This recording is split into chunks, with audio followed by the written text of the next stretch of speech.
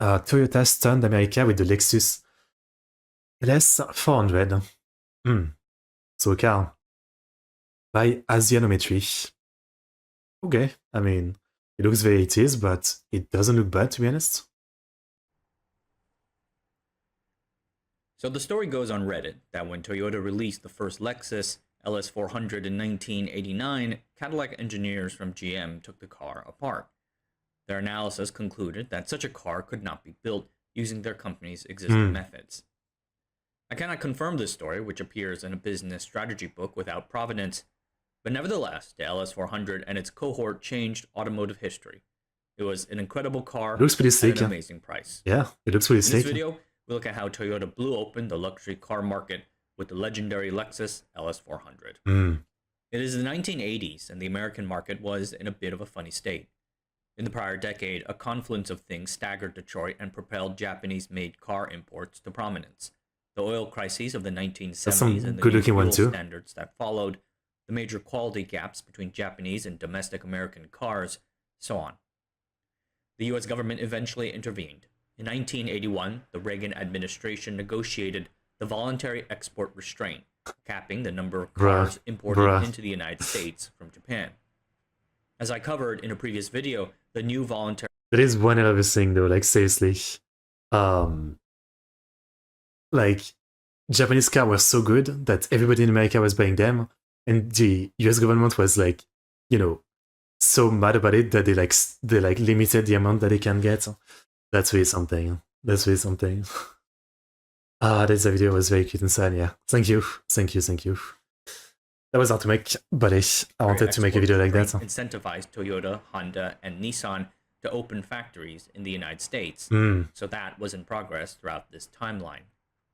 But the VER also incentivized them to make luxury import cars. These compete less on price than on distinctive features like performance, feel, or comfort. So they tend to have better profit margins and so are more suited for imports. The Japanese car makers also saw a potential danger. In 1981, BMW entered Japan's luxury car market. It started off slow, but by 1987, BMW was Japan's top-selling foreign car with over 15,000 units sold each year. Yeah, makes sense. It was a warning to Japanese car companies that tastes can change, and they were, in fact, changing. If they did not go upscale, then someone else might do it first. The big issue, however, was that Toyotas, Hondas, and Nissans were still largely perceived in the American market as small economy cars, and the existing competition was substantial. In the mid-1980s, the American luxury car market was dominated by companies from two countries, the United States and Germany. 70% of luxury car sales were from the American companies, General Motors and Ford. From General Motors, the flagship luxury Cadillac division. The Cadillac brand dates back to 1902 and is known for its comfort and prestige.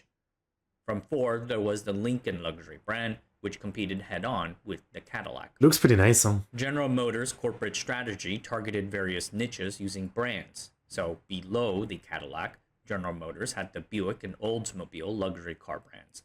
These were entry-level luxury brands, a bit more understated. So that was 70% of the market. Most of the rest were German cars, Mercedes-Benz, BMW, Audi, and Porsche.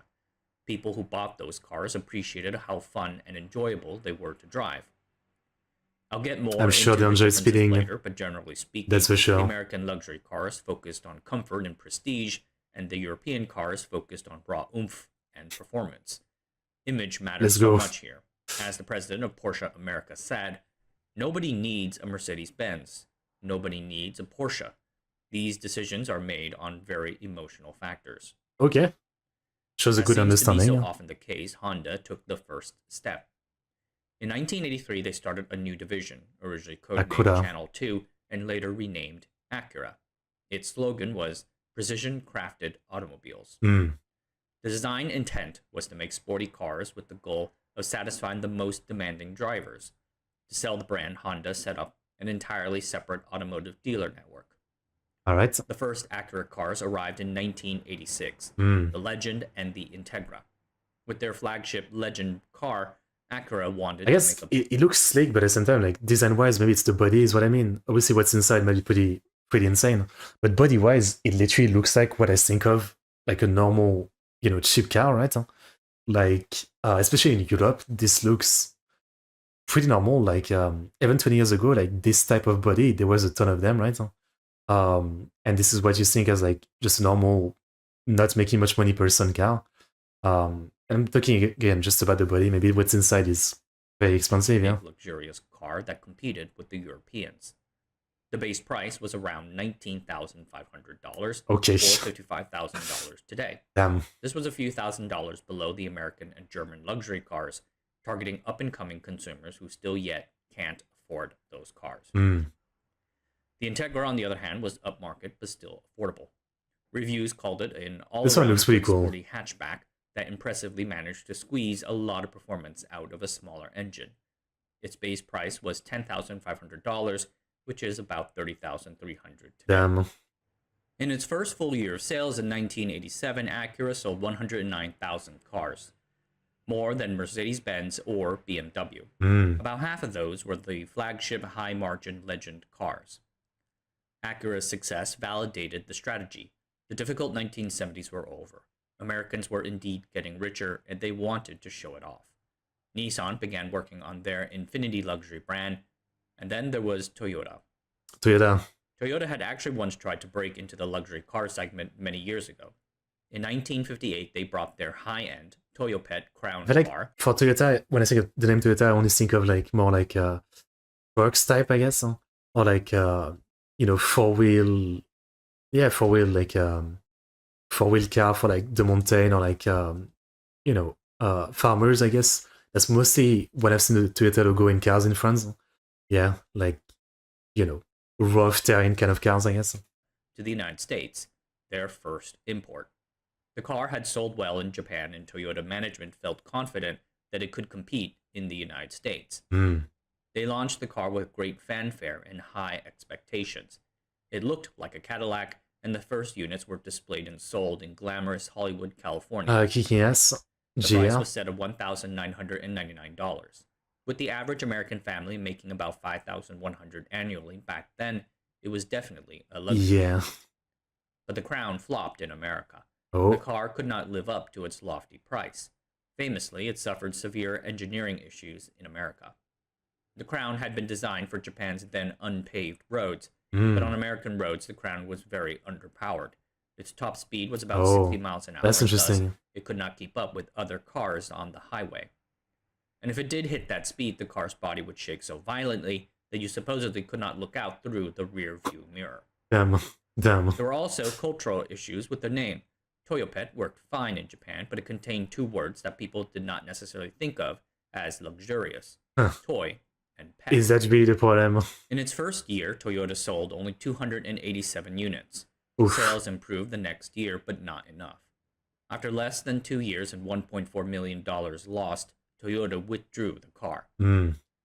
As a result of the debacle, the company later adjusted its product development and launch strategies.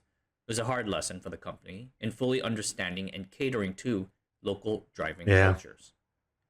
After adjustments, the Crown did eventually find success as a hard-working taxi and police car. Today, it is one of the oldest looks pretty awesome. Still on sale. Going into the 1980s, Toyota did not have a luxury car on sale. Toyota's most popular car was the $13,500 Camry. Their most expensive car was a $16,000 Cressida. Both of these are small, compact cars with a relatively low max speed.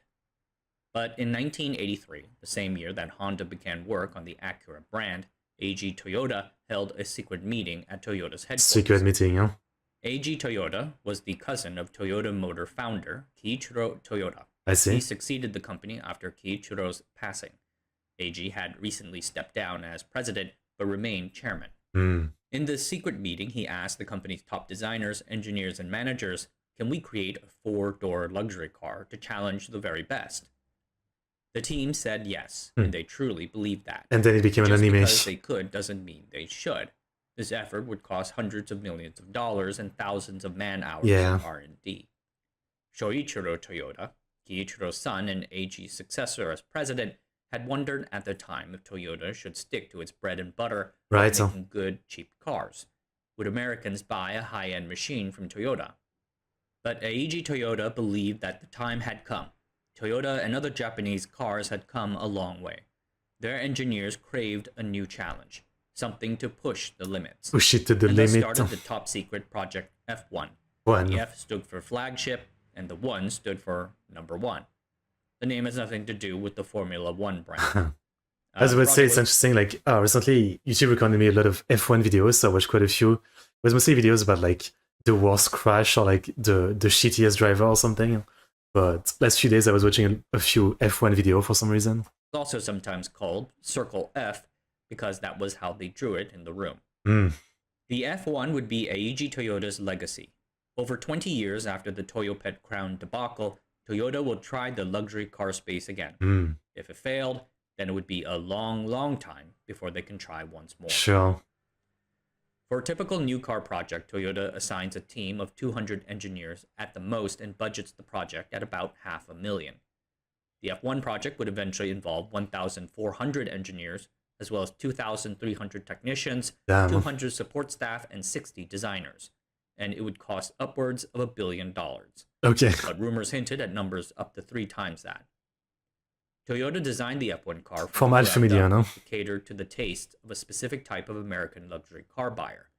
In 1985, Toyota sent a market research group to the United States to interview dealers and hold focus groups.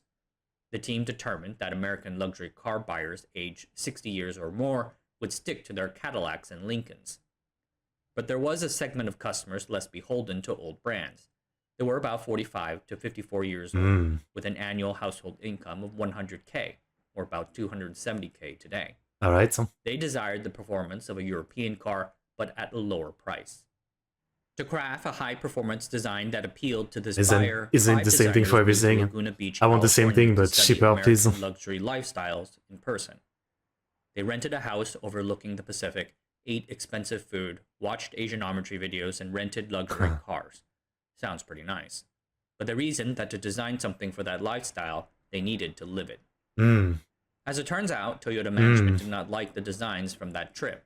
They felt it was too, quote-unquote, American, too aggressive and sporty. So they made it a bit boxier and taller, with a distinct front grille to make it look more like a, quote, classic luxury car, end quote. All right, so. Performance-wise, Toyota wanted no compromises. European luxury cars were fast, but less fuel efficient. A BMW or Mercedes-Benz can hit 130 or 140 miles an hour, but can only do 20 miles per gallon or less. It is 19 boxy design look good, ignoring safety and fuel inefficiency. Yeah, like some of them do, not all of them, but surprisingly some of them really do still look good, I would say. Yes. In the United States, any car that does under 22.5 miles per gallon would be subject to a gas guzzler car tax. American cars like Cadillac had better fuel efficiency, 23 miles per gallon or better, but those cars' maximum speeds were lower, maybe 115 to 120 miles an hour. As I mentioned earlier, they emphasized luxurious comfort and prestige. Toyota and its chief engineer Ichiro Suzuki, no relation to the Mariners star, but I badly wish there was, wanted a car that was both. I have no... Fast, a top speed of 155 miles. I get the reference, yes, I definitely do. BMW 735i and Benz 420 SE did, and fuel efficient, 25 miles per gallon on the highway. This not only avoided the up to $3,800 gas guzzler tax, but fit the no compromises part of their plan. Furthermore, high performance means more than just speed and efficiency. Toyota also wanted reliability, ease of service, low weight, low noise, smoothness, and flexibility. Gotta make everything good, yeah. Key to this was the engine, the heaviest, most expensive, and thus most important part of the car. That was a ride. Early in the process, the team chose to use a compact 8-cylinder engine called a V8. V8s are well-balanced engines and what all the other sports cars had. But what size V8 engine? Early iterations in 1985 had a 3.8-liter V8 engine. It allowed a top speed of 150 miles an hour and just barely skirted under the gas guzzler tax. It seemed satisfactory. Then suddenly, at the last second, Suzuki received news. Toyota's rival Nissan was also doing a luxury car brand. And they're going to do it better, so they need to. Rumored, correctly, as it later turned out, to have a big engine, 4+ liters. So Ichiro flipped his bat and upscaled the F1 car engine to 4 liters. That gave I mean, this is what's good, right? Like when companies do that, you know, you get multiple companies doing something, so they're actually fighting to make something better, you know, cheaper but better and all that. They're all trying to beat each other. So that's the good stuff, right?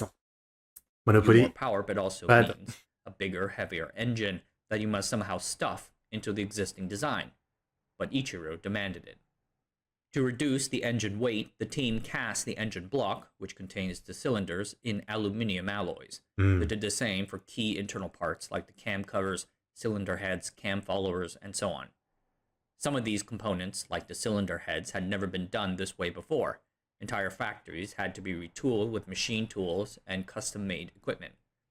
Suzuki had to personally approve any weight gain over 1/3 of an ounce. The final engine, named the 1UZ-FE, weighed 3,759 pounds, well under the 4,000-pound threshold needed to beat the gas guzzler tax. I don't know what a pound is. In the end, Toyota built 970 I know what it is, engines for the but I don't know the conversion rate to kilos, so considered one of the best V8 engines. I'm nodding along, but yeah, I don't know. During the manufacturing stage, Toyota produced 450 running prototypes and drove them over 2.7 million miles. 100 of those car prototypes are crashed for safety tests. At Toyota's flagship car factory, Tahara, the company added 300 more inspections than what any previous Toyota had. The company designed a new laser-based welding system for it. Unique plates were bonded between the steel panels in order to cut down on sound. The interior was designed to strike a luxurious atmosphere between American. That's pretty good. That's pretty good. But at the same time, yeah, that would get dirty. Yeah, 2.2 pound to 1 kilo. I see. So I guess it was like 1,500 or something kilo. Yeah, somewhere in there. Heavy, fair enough. I've definitely been into people's car like this before, where they have like this kind of like gray, brownish kind of lasery finish. It is like, you know, it feels really good to like put your hand over it, you know, like caress it, I guess. Caress the car, you know. I do like the look of it. I don't know. It's very slick. It looks comfy, but is it comfy? And European cars, I don't know. Too hard. It took 2 years to decide on the right wood grains, tanning methods, and textures. They looked at interior car gadgets like a trip computer or TV, but vetoed them in the name of simplicity. Just a stereo and cellular phone. Even the stereo, Toyota said, they spent 3 years developing, working with the Japanese hi-fi company Nakamichi on a custom option. I can go on, and I think there are some great stories, like how Suzuki would not give his final approval to the car unless he personally drove it from Los Angeles to Florida via Chicago. Okay. But the overarching point is that they put a lot of effort into this car. Let's move on. Toyota first unveiled their luxury ambitions at the 1987 Frankfurt show, targeting a 1989 release date. To market the car, their advertising agency Saatchi & Saatchi created a separate sub-team to handle the marketing. The Lexus brand was finally unveiled on January 2nd, 1988 at the Greater LA Auto Show. There were 1,500 applicants for a Lexus dealership. Only about 100 were chosen out of this initial lot. Toyota focused on applicants who really cared about the customer buying experience. Good. Dealers had to invest up to $5 million in the showroom, including even a media wall to properly tell the Lexus story. Later that November, the car was finally unveiled to the press and given the LS400 name. LS standing for luxury sedan, and 400 referring to its 4-liter V8 engine. Toyota backed this rollout with a massive war chest. In its first year of sales, Toyota spent $50 million to advertise their new line of cars. Adverts played on tropes of masculinity and up-and-coming success in the business field. Of course. Urban white-collar workers who were getting richer and previously had not thought about owning a luxury vehicle, as indicated by ad headlines like, "Introducing a Lexus for those who've never seen themselves in a Lexus."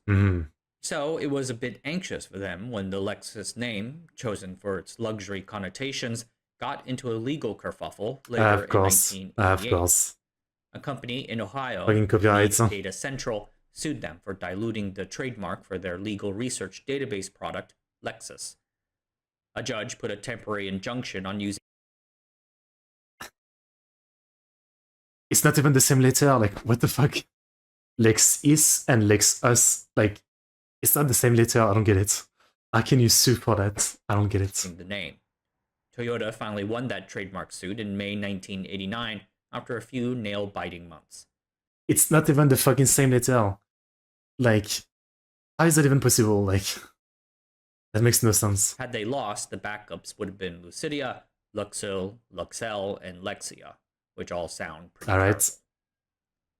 When Toyota first unveiled the LS400 in November 1988, Buick's general manager remarked, "It's not a foregone conclusion Lexus will succeed. It's not as good as one. We've been outselling the Honda Acura, so we aren't shaking in our boots. It's one more competitor." Okay. The general feeling in the industry had been similar. Then the car came out, and it was so different that people could not possibly see it as just another Toyota. Reviews liked its comfortable ride, agility, turn of speed, and quiet travel. The price got a lot of attention. Its launch-based sticker price was $35,000, pushed up in part by a stronger Japanese Not the same, but how you say it's sure, but come on. Who would ever pay so much for a Japanese car? But the LS400 was priced $30,000 less than a Mercedes 420 SEL, $10,000 less than a Jaguar and BMW. Yeah. Buyers flocked to what they saw as an amazing deal for the dollar. I guess so. And in true luxury fashion, they paid for the best possible configuration. At launch, Toyota also had the Lexus ES250 alongside the LS. Despite being priced at a more reasonable $21,000, it did not sell well. Okay. Basically, the ES suffered the iPhone 5C effect. The customers simply wanted the better car and could afford it. They even bought the higher-end version with better interiors, straining Toyota's leather trim suppliers. Toyota sold over 4,000 LS400s in the first month of its debut.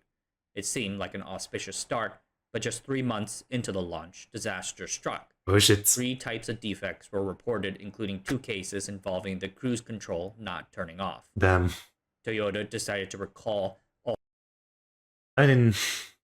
I guess, broken release was already a thing in the 80s. Not quite video games, right? But some things never changes. I mean, no one ever does enough testing. They just give it to the customer to do the testing, and then they fix the issues. Some things never change, huh? All 8,000 Lexus LS400s sold up until then. Toyota sent every LS400 owner a letter personally signed by Lexus division manager Dave Illingworth. Then they picked up every car at the owner's home, leaving behind a replacement car for them to use. Yeah. After repairing the car, they returned it with a wash and a full tank of gas, all for free. The whole thing was done in 20 days. Tesla. Dealer. Like, I guess on one hand, props to the way they did it, right? Like, they actually took care of, like, all the car's problem. They got a replacement car for the person. It was all free of charge and everything. So that's good, but at the same time, I'd still be annoyed. I literally just bought this car. And while clearly they came through in terms of, support, like, I barely had it for, 3 months before, there was some problem with it that they had to come fix. So, as, a buyer of the car, I would think, man, if there's already a problem 3 months in, what's it going to be like in the longevity, right? I'd be worried. Marveled at how efficiently the whole thing was run. The recall turned out to be one of those things that boosted the Lexus brand in the long run, though I'm pretty sure Toyota would have preferred it not happen in the first place. Yeah. It did not dent sales momentum. In 1990, its first full year of sales, Lexus sold 63,000 cars, 3,000 more than its expectation. Unit sales soared to 95,000 units 3 years later in 1993. It's doing well. The incumbent luxury car makers now faced a set of Japanese competitors offering 90% of the performance or better for 60% of the price. Combined with a relatively weak auto market in 1989, the effect was rough. In 1989... I mean, obviously it's the 80s, right? Like, Japan was literally killing it in the 80s. It was the, what was it called? The Miracle Decade or something? It wasn't just cars, right? Like, in the 80s, they were basically just killing so much of the technology market, with different technology, like, I guess, the VHS stuff, the camcorder, all that, like, they were killing it with everything, I think. Mercedes sales declined by 18% despite offering sales incentives of $5,000 or more. Audi sales also dropped by 21%. Oof. And sales of Porsche cars, whose lower-end cars faced especially heavy competition, fell 48%. Damn. Sales would later rebound after 1991 as the European car vendors adjusted to this new competition on the market. For the Americans, Cadillac and Lincoln declined throughout the late 1980s and early 1990s, and the long-term shift into SUVs and trucks began during this period of time. By 2000, Lexus was the top-selling luxury nameplate in America, topping the J.D. Power and Associates surveys throughout the 1990s.